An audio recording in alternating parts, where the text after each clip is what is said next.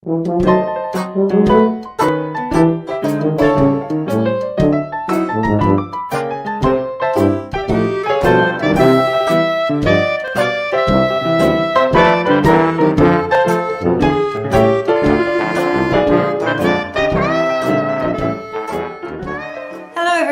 Grandmama. Time for another story from a hometown scrapbook by Ben Weatherwax.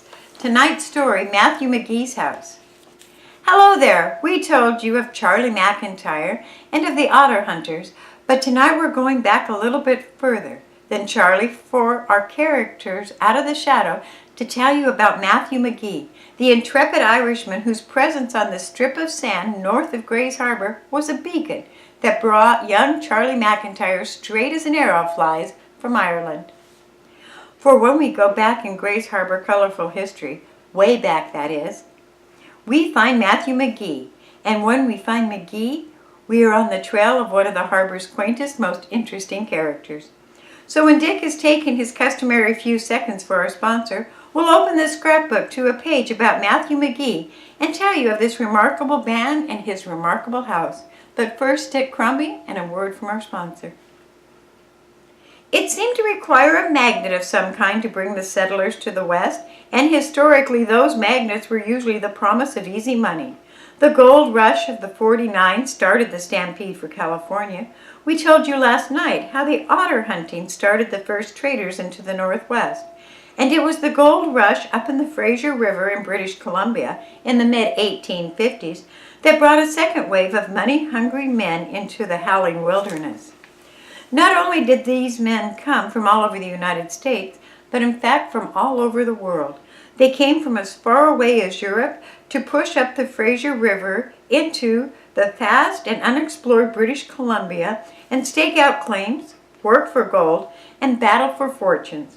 And two of those who came all the way across the Atlantic before they crossed the vast American continent were Andrew and Matthew McGee.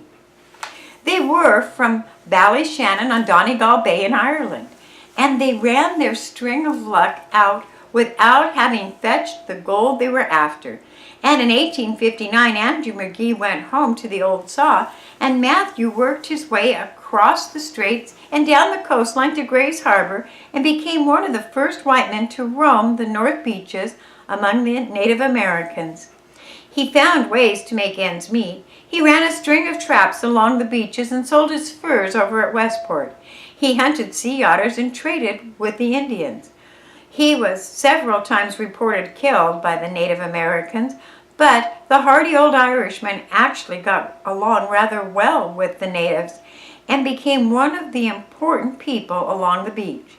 It was about 1861 when Fort Chehalis was the bastion of white man's strength on the south side of the harbor, that McGee staked out a chunk of land on the north point and claimed it.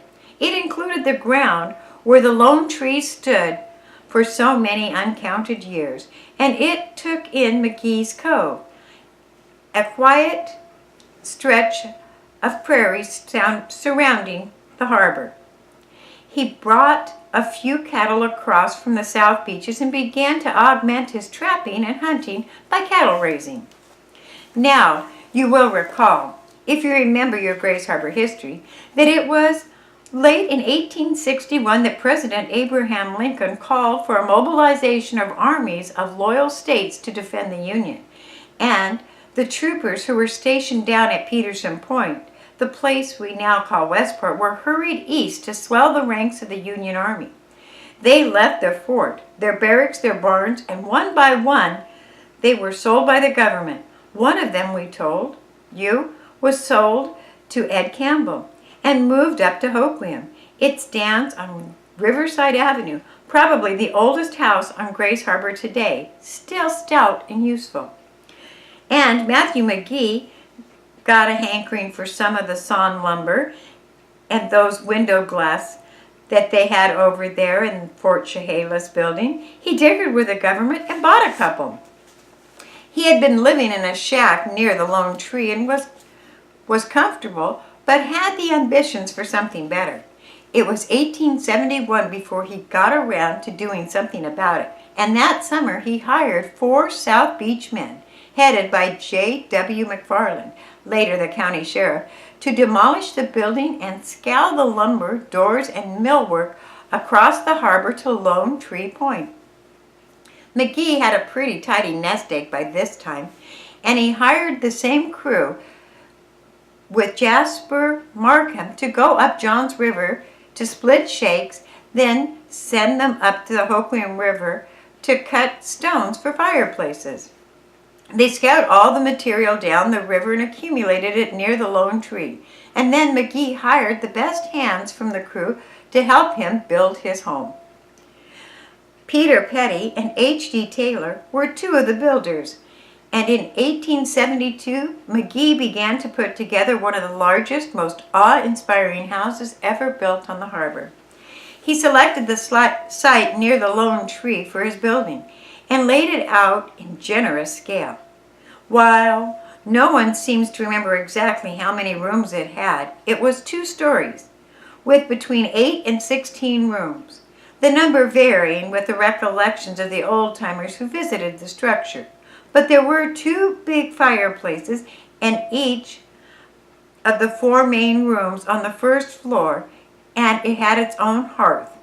The fireplaces, made of stone cut from the Hoquiam Bluff, were considered the height of elegance, and the brick chimney, made from brick salvaged from Fort Chehalis, rose in towering piles to become landmarks visible all up and down the beach.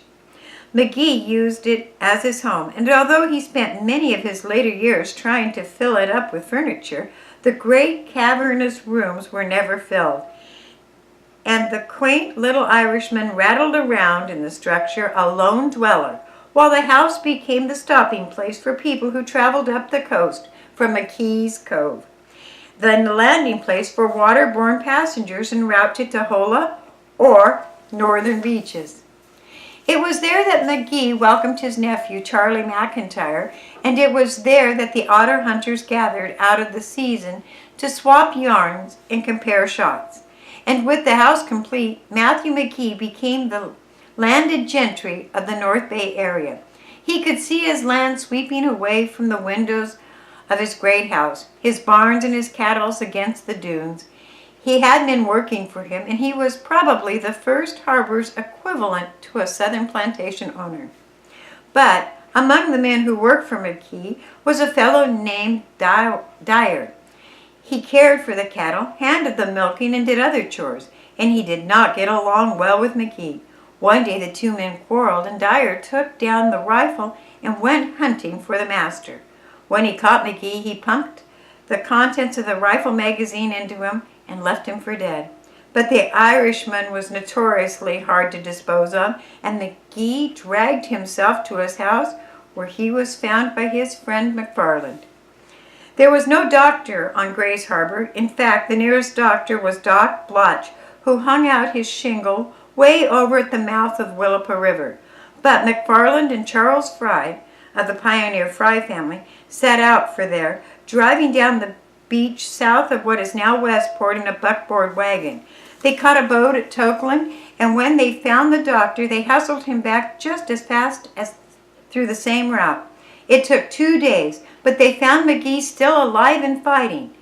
The Blatch sewed him up. Dr. Blatch had the reputation for being a high-caliber physician, and he must have been, since McGee rallied, survived, and lived to run his hired man out of the county.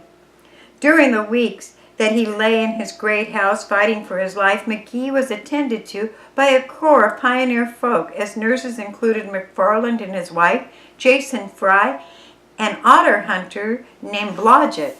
Well, the hero of our story was soon to bow out. New settlers were arriving, and one of them, O.A. Damon, got into the land dispute with McGee and eventually won his claim to the land that the Irishmen had pioneered since before the Civil War. And McGee decided to go out and get Damon. He loaded up his Sharp's rifle, his otter hunter weapon, and hunted down Damon and shot him. Then he turned the gun on himself and died by his own hand. It was 1879, 5 years before Sam Ben was to plat the town at the mouth of the Wishkah named Aberdeen. Damon, however, did not die.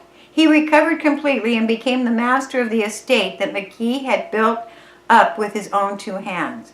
That was the story of the house that McGee built in the lifetime of its owner, and we'll tell you more about it in just a few seconds. But at first, to bring you messages from our sponsor, here's Dick Crombie.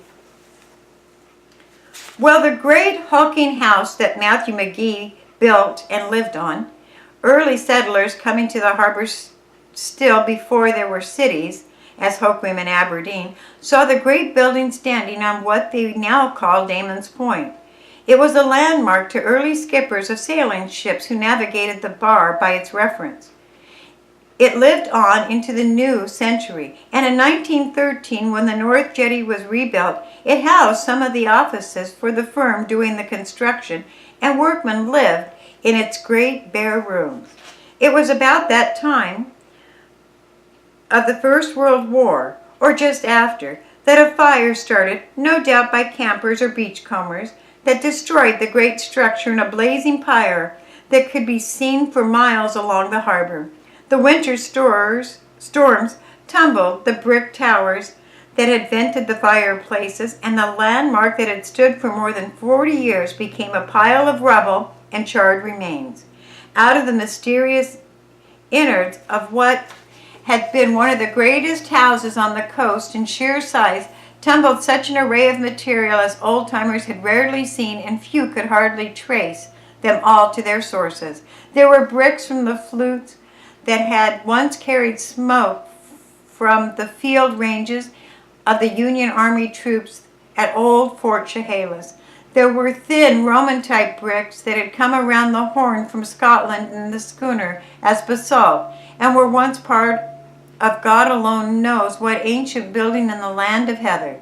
There was the shape of the flint-shaped stone cut from cliffs of Hoquiam, and slabs of stone from some rock ledges in the harbor. There were old square nails and ship's hardware salvaged from ancient shipwrecks, and a host of other bits and trinkets that kept collectors busy scavenging the wreckage of the house that Matthew McGee built.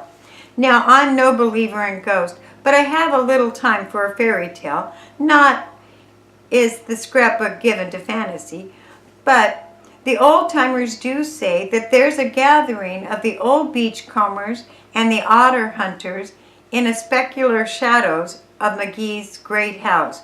And when the winds whip flat across the North Harbor and drift the sand south of Ojot, and there are the sharpshooters who call McGee their friends, gather to shoot a silver dollar standing in the neck of empty bottles at the range of 1,000 yards, and the cracks of Sharp's rifle and the whistle of their heavy shot, the shouts of the rough frontiersmen who live there with their strong arms and ready wits, echo among the scrub spruce, and the clan of independent men who roamed the Grays Harbor beaches nearly a century ago rendezvous again near the dead stump of the lone tree and talk of better times.